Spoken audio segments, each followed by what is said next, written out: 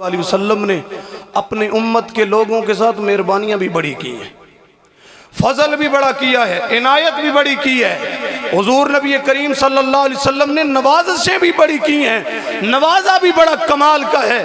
फिर मुझे याद आए जाबिर, अल्लाह अकबर, हजरत जाबिर कहते हैं खंदक का दौर है, खंदक खोद रही है मदीना पाक में, जिसको हम ग़ज़वा खंदक भी कहते हैं उसका दौर चल रहा है।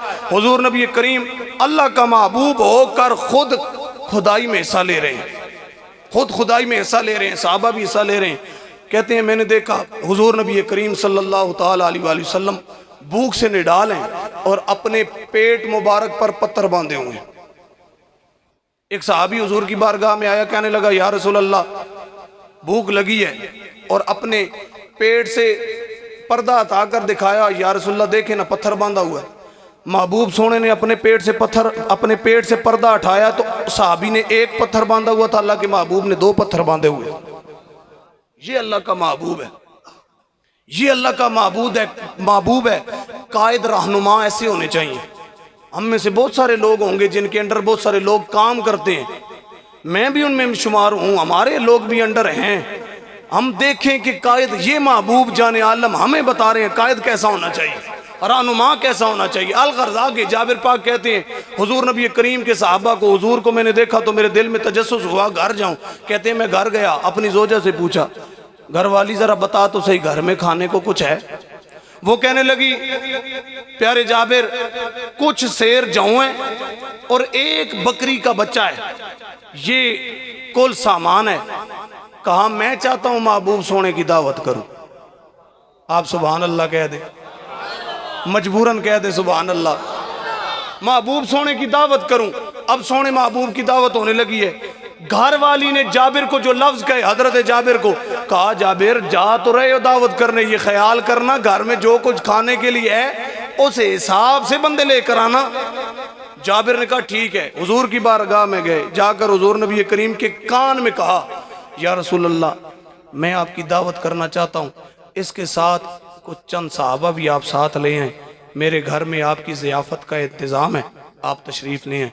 ये लफ्ज़ कहना हुजूर नबी करीम ने खंदक के मकाम पर ऐलान कर दिया, सहाबा तुम्हें तुम्हारे भाई जाबिर ने दावत दी है, आओ उसके घर चलते हैं।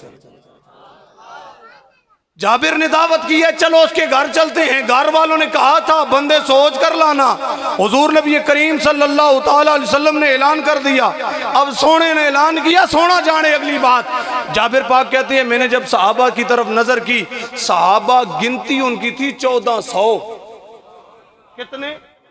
1400 हुजूर के सहाबा हैं। कहते हैं हुजूर नबी करीम सल्लल्लाहु अलैहि वसल्लम आगे आगे, पीछे हुजूर के सहाबा। रास्ते में हुजूर जाने आलम ने जाबिर को कहा, जाबिर घर में जाओ, मेरे आने से पहले ना गूंदा हुआ आटा इस्तेमाल करना और ना मेरे आने से पहले सालन किसी को डाल कर देना। हुजूर जाने आलम तशरीफ फरमा हुए, आटा हुजूर की बारगाह में पेश किया गया। हुजूर जाने आलम ने अपने वजहुल्लाह वाले हाथ दोनों आटे पर लगाए और जाबिर को कहा, जाबिर अब रोटियां लगवाना शुरू करो। और जिस बर्तन में सालन पड़ा हुआ था उस पर से हुजूर नबी करीम ने ऊपर से कपड़ा हटाकर अपना लुआबे दान मुबारक उसमें डाल दिया, अपना थूक मुबारक उसमें डाला और जाबिर को कहा, अब आने वाले मेहमानों को दावत में ये खिलाना शुरू कर दो।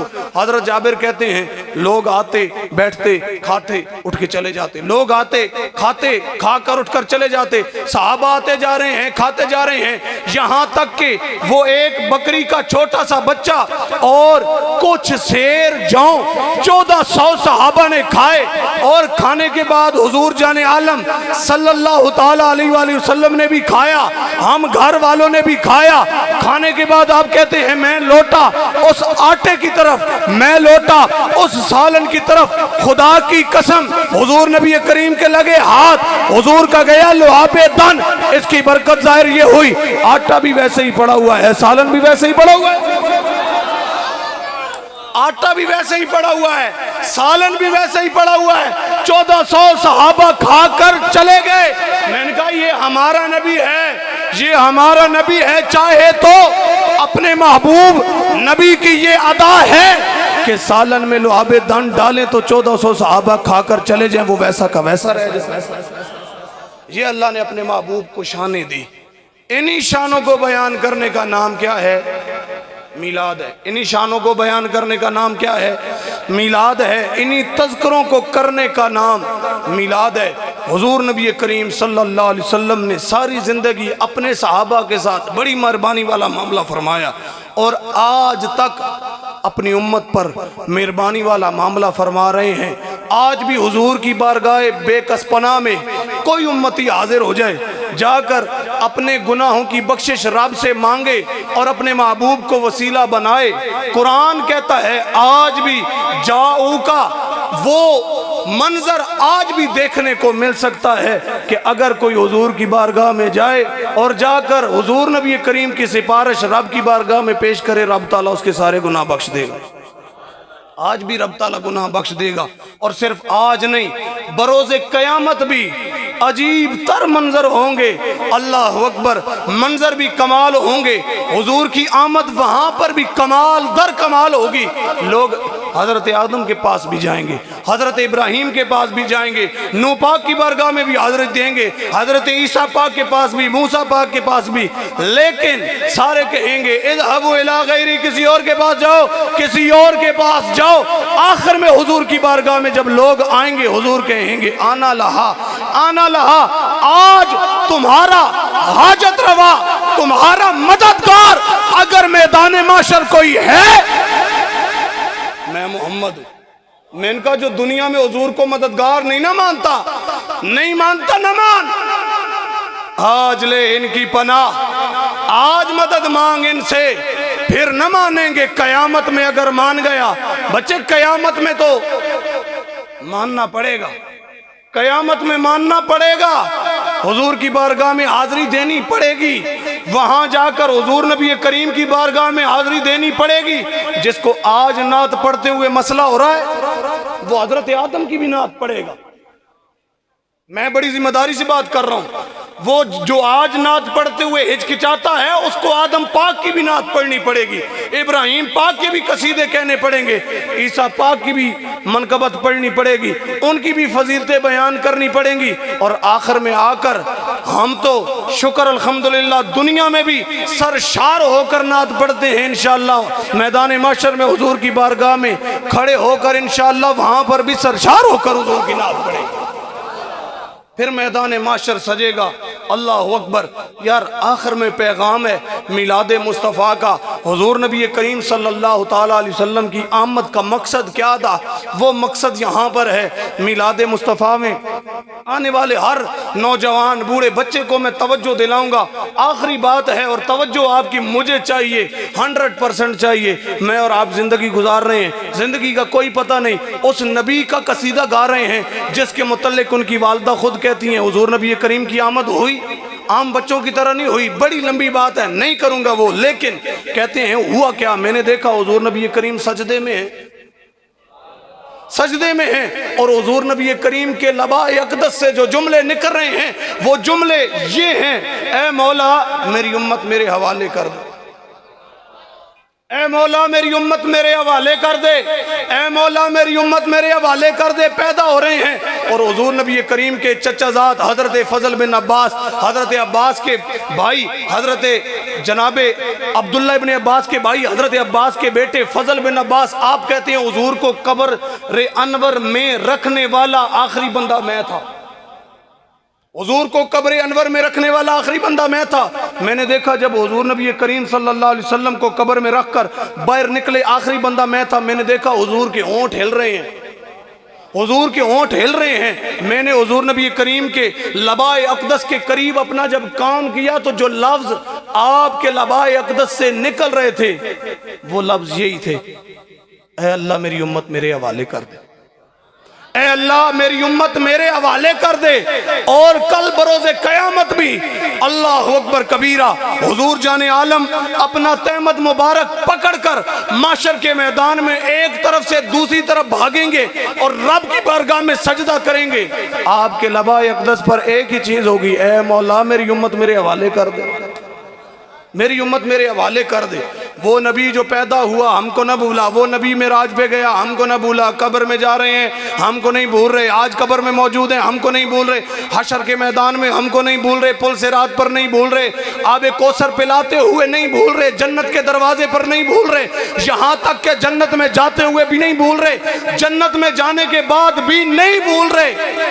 फरमाया मैं रब से राजी कब होऊंगा? मैं रब से राजी तब होऊंगा जब अपनी पूरी उम्मत को जहन्नम में से निकाल के जन्नत में ले जाऊं। ये तो नबी हमारे का किरदार, अजमत, शान, शौकत है। एक तरफ तो नबी है, मैंने शुरू में कहा था कि अल्लाह ने हम मुसलमानों पर, मोमिनों पर एहसान किया, इतना बरकत वाला, इतनी अजमत वाला रसूल हमें दे दिया, इतना आला, इतना शानों वाला रसूल हमें दे दिया। अल्लाह ने तो कर दिया एहसान। एहसान का बदला क्या होता है? कुरान खुद कहता है एहसान का बदला क्या है? एहसान, नेकी का बदला नेकी है। अल्लाह ने तो कर दिया एहसान। अब मेरे और आपके लिए क्या है? मेरे और आपके लिए क्या है? हम उस एहसान का बदला उतार तो नहीं सकते, कोशिश तो कर सकते हैं, कोशिश तो कर सकते हैं। किस तरह? हुजूर का कहना मानकर, हुजूर का कहना मानकर। हुजूर नबी करीम का मकसद मीलाद 3 चीजें हैं। पहली ये अल्लाह की मार्फत, दूसरी ये हुजूर नबी करीम की अतात, तीसरी ये अपने दिल को साफ करना, तज़किया नफ्स। ये 3 चीजें बुनियाद हैं हुजूर नबी करीम के आने की। आप इन्हीं तीनों चीजों के लिए आए, और ये तीनों चीजें कुरान पढ़ने से भी मिलेंगी, नमाज पढ़ने से भी मिलेंगी। जो बंदा कुरान पढ़ेगा रब की मार्फत हासिल होगी, जो बंदा कुरान पढ़ेगा नबी की अतात हासिल होगी, जो बंदा कुरान पढ़ेगा अल्लाह ताला कुरान की बरकत से उसके दिल को साफ कर देगा, जो बंदा नमाज पढ़ेगा रब की पहचान हासिल होगी, जो बंदा नमाज पढ़ेगा हुजूर नबी करीम की फरमाबरदारी हासिल होगी, जो बंदा नमाज पढ़ेगा अल्लाह ताला उसके दिल को साफ कर देगा। ये 2 काम आज दिल में बिठा कर ले जाएं। नमाज ना छोड़े, कुरान की तिलावत ना छोड़े। बेशक 3 आयतें ही रोज पढ़े, 4 पढ़े, 5 पढ़े, आधा रकू रोज पढ़े, लेकिन पढ़ना जरूर है, जरूर पढ़ना है। ये मकसद मीलाद है, ये मीलाद का मकसद है। हुजूर नबी करीम की आमद का मकसद ये है, ज़ाहिरी बदन को भी साफ करें, ज़ाहिरी बदन को भी रोशन करें, ज़ाहिरी घरों को भी रोशन करें, लेकिन अंदर के घर को भी रोशन करें, अपने दिल को भी रोशन करें। दिल रोशन होता है कुरान से, नबी के, हुजूर नबी करीम सल्लल्लाहु अलैहि वसल्लम के फरामीन पर चलने से, हुजूर की सुन्नतों पर चलने से। ये चीज़ें सारी हासिल कैसे होंगी? नेक सोबत से। कैसे? ये सारी चीज़ें मिलती हैं नेक सोबत से। जैसा जिन लोगों में आप बैठेंगे आप वैसे हो जाएंगे। कोशिश करें नेक सोबत इख्तियार करें, नेक सोबत इख्तियार करें, नमाजियों को दोस्त बनाएं, जो नमाजी हैं उनके साथ उठना बैठना शुरू करें। बेहतरीन माहौल है दावत इस्लामी का, बेहतरीन माहौल है दावत इस्लामी का। जो मिरात इज्तिमा होता है आपके करीब, ये इतवार बाजार चेयरमैन कॉलोनी में जो मिरात इज्तिमा होता है उसमें आया करें, खुद भी आएँ, बच्चों को भी लाएं। ये नेक सोबत है। ये सोबत इंशाअल्लाह आपको नमाजी भी बनाएगी, कुरान पढ़ने वाला भी बना देगी, सुन्नतों पर अमल करने वाला भी बना देगी, और इंशाअल्लाह इन सारी चीज़ों के सदके इंशाअल्लाह हुजूर की मोहब्बत भी आपको नसीब हो जाएगी, हुजूर का प्यार भी मिल जाएगा, हुजूर के सहाबा का प्यार मिल जाएगा, हुजूर की अहले बैत का प्यार मिल जाएगा, औलिया की मोहब्बत दिल में आ जाएगी। बड़े फितनों का दौर है, बड़े फितनों का दौर है। मैं किसी को डिस्कस नहीं करना चाहता, लेकिन नौजवान, बड़े फितनों का दौर है। आज हमारे दीन पर हर तरफ से नापाक किस्म के तीर चलाए जा रहे हैं, चाहे वो ख़त्म नबूवत की हिफाजत हो, चाहे नामूसे रिसालत की हिफाजत हो, चाहे नामूसे सहाबा की हिफाजत हो, चाहे नामूसे अहले बैत की हिफाजत हो, चाहे नामूसे औलिया की हिफाजत हो, चाहे हमारे मदारिस की हिफाजत हो, हमारी मसाजिद की हिफाजत हो। मेरे नौजवान, आज मुझे और तुझे इसके लिए खड़ा होना पड़ेगा। अगर मैं और तू न खड़े हुए, कल कब्र में तो जाना है, जवाब देना पड़ेगा। मैंने तो बता दिया कि अल्लाह के महबूब ने हम पर क्या एहसान किए, इशारा करके मैं गुजर गया। कब्र में भी तो सवाल तो होना है, मन रब्बु का, मा दीनु का, मा कुंता तकुलु फी हक़्क़ि हाज़र रजुल, 10 तो सही ना, दुनिया में क्या करके आए हो? दुनिया में इस बंदे के, इस अल्लाह के नबी के मुतल्लिक़ क्या कहते हो, क्या कहते रहे हो? फिर उस वक्त क्या कहेंगे? जी हम तो कुछ भी नहीं करके आए। हमने तो ज़िंदगी गुजार दी है, नौकरी कर दी है, बच्चे बड़े किए हैं, बच्चों को पढ़ाया है, शादियां करा दी हैं। दीन के लिए क्या किया है? हुजूर की शरीयत के लिए क्या किया है? हुजूर की नामूस के लिए क्या किया है? हुजूर की ख़त्म नबूवत के लिए क्या किया है? इस सवाल का जवाब तैयार करें, इस सवाल का जवाब तैयार करें। आज लोगों ने नए नए नारे लगाकर आपके अकीदों को खराब करना शुरू कर दिया है। मैं किसी नापाक शख्स का नाम भी नहीं लूंगा। लोग अब ये कह रहे हैं बाबे तशाई कोई नहीं, और उन्होंने नबियों को भी नहीं छोड़ा। मैं आपको बड़े, अगर किसी को हो तो मैं यहाँ पर इस बयान के बाद मौजूद हूँ, आप मुझसे पूछ सकते हैं, मैं आपको दिखाऊंगा। नबियों को भी नहीं अगलों ने छोड़ा। नबियों की भी नामूस सलामत नहीं है, नहीं रही। सहाबा की तो नामूस फिर पीछे रह जाती है, अहले बैत पीछे रह जाते हैं, औलिया का तो मकाम रहा ही ना कोई। हालात ये बन चुके हैं। खुदारा दीन के करीब आए, दीन के करीब आए। इन लोगों से अपने आप को कैसे बचाएंगे? शिकार इनका वो हो रहा है जिसने दीन नहीं ना पढ़ा हुआ, वो शिकार हो रहा है। जिसको दीनियात का नहीं ना पता वो गया इनके हाथों में, जिसको दीनियात का नहीं ना पता वो चढ़ा इनके हाथों में। अकीदा खराब हो गया, घर में बहन भाइयों से लड़ना शुरू हो गया, अपने पड़ोसियों से लड़ना शुरू हो गया, मस्जिद के इमाम से तू मैं शुरू हो गई, जुम्मे में तू मैं शुरू हो गई। अब उसको कोई मौलवी अच्छा नहीं लगता, अब उसको कोई दाढ़ी वाला अच्छा नहीं लगता। दाढ़ी रखना तो अब जरूरी भी नहीं है जी, इमामा क्यों बांधे, कोई मसला नहीं है, नमाज अपनी मर्जी की पढ़नी है, जो मुझे समझ आएगा वो करना है। कि बोला ये शरीयत नहीं है। शरीयत हुजूर नबी करीम का कहा मानने का, अपना दिल मानने का नहीं है शरीयत नाम। हुजूर नबी करीम का कहना मानने का नाम शरीयत है। हुजूर नबी करीम की बात मानने का नाम शरीयत है। ये पैगाम लेकर उठें, अपने अकीदों को संवारें, अपने अकीदों को संभालें, अपने अकीदों की हिफाजत करें। आप मिलादियों के घर में पैदा हुए हैं, आप या रसूल अल्लाह कहने वालों के घर में पैदा हुए हैं। अल्लाह से दुआ भी मांगे कि मौला मैं मरूँ तो या रसूल अल्लाह कहने वालों में मरूँ, या अल्लाह मेरा जनाजा पढ़ाने वाले भी या रसूल अल्लाह वाले हो। ऐसा ना हो कि मैं मर के जब कब्र में जाऊं तो मेरी कब्र पर फिर जाने वाला कोई भी ना हो, वो कहें कि यार ये तो सारी दुनिया यही कहता, दुनिया में यही कहता रहे, मर गया जी और मरने ले के पहुंचना है, कुछ भी नहीं पहुंचे, मर गया मरदूद, ना फातिहा ना दरूद। खुदारा ऐसे लोगों से बचें।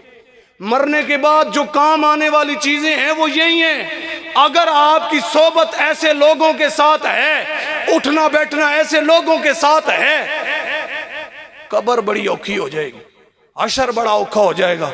खुदारा अपने अकीदों को संभालें, अपने अकीदों की हिफाजत करें। अल्लाह ताला अपने महबूब नबी करीम सल्लल्लाहु ताला अलैहि वसल्लम का सदका हमको अपने अकीदों की अमाल की हिफाजत करने की तौफीक अता फरमाए।